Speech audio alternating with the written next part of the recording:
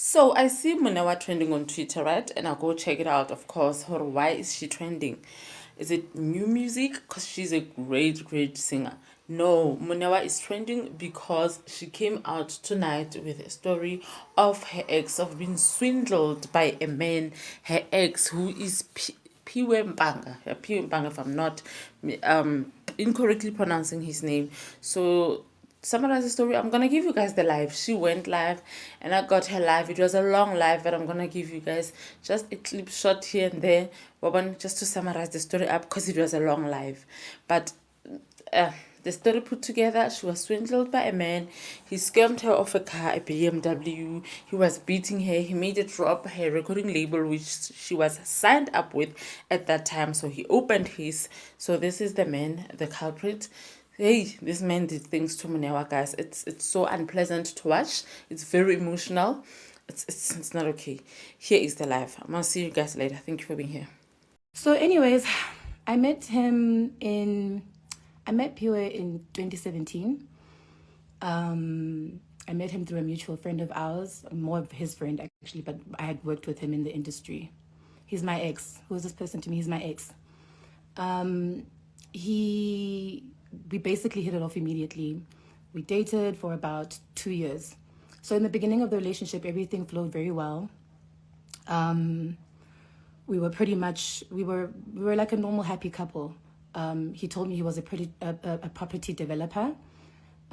He told me that he owned a couple of hotels and properties around Johannesburg and Cape Town and Eastern Cape. And he drove very like this was actually the first guy with money that I'd ever dated. I'd never dated a guy with money before. So it's crazy to me that his sister's saying that I was trying to ride a gravy train, but we're going to get into that. And yeah, it was a happy relationship. He drove very nice cars, but he never actually had a place of his own. He told me that he lived at his hotel where he worked. He lived at the hotel where he worked. And I wasn't allowed to go there. I wasn't allowed to go see his apartment. So most of the time we spent time together indoors was at my place, at my apartment in Roodepoort. I had a small little 2-bedroom apartment there.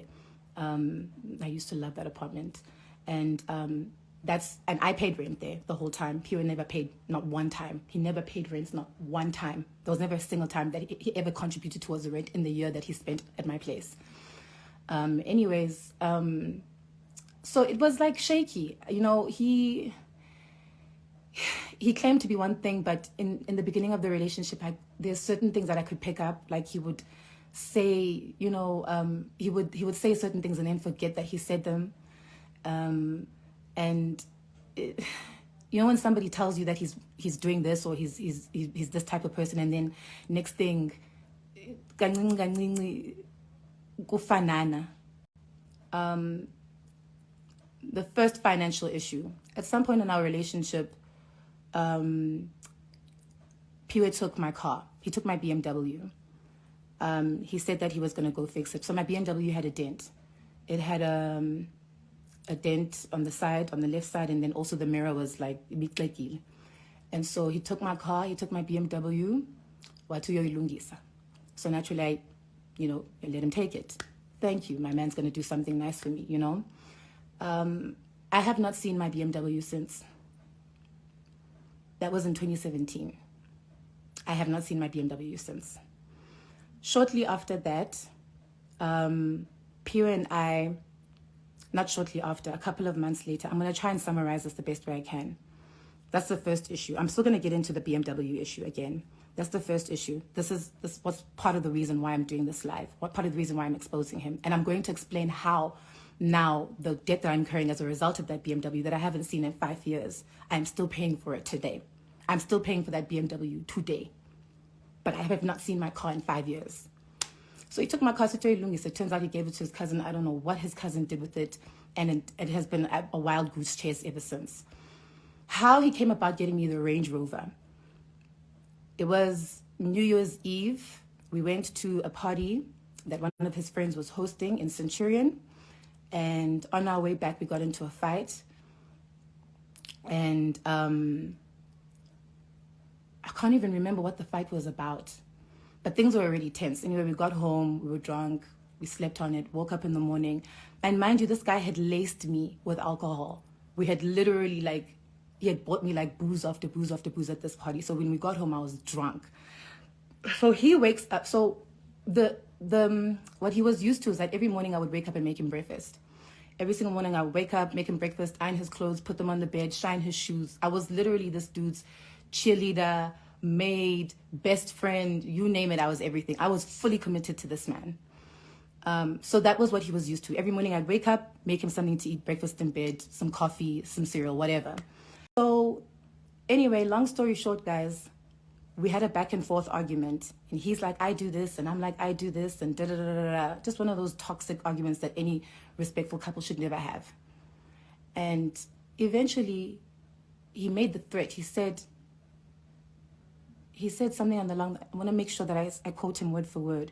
He said something along the lines of, you're actually pissing me off now. And I said to him, if you lay a hand on me, and next thing I remember, I blacked out because he had pounced on me from across the room. Next thing I was standing, next thing I was on the floor. Next thing I'm blacking out again. And I'm seeing him like, what are you doing? Blacking out again. I'm black out, he's hitting me in the face. Like I'm seeing stars. At some point, I remember he had his knees on my shoulders and he had his hands around my neck. And I said to him, you're killing me, you're going to kill me. And he said, and he carried on beating me. We started this argument on one side of the room. By the time he stopped beating me, I was on the floor in the bathroom and he was standing above me. And he said again, what did I do to deserve this? Why are you making me become this person? And I remember I was just crying, telling him, please just stop. Please stop. And so this is how the Range Rover came about. After he had beaten me up for the first time, he felt guilty. That was in January. The Range Rover was not a Valentine's Day gift. The Range Rover was bought in January. In fact, for the first few days after he had beaten me up, I have the pictures. I'm going to post them after this on my stories of my eye and my face that day. After this happened, my mom came and she counseled us. I didn't call the cops because at the time I was in love and I believed him when he said he was sorry. I mean, he was immediately remorseful.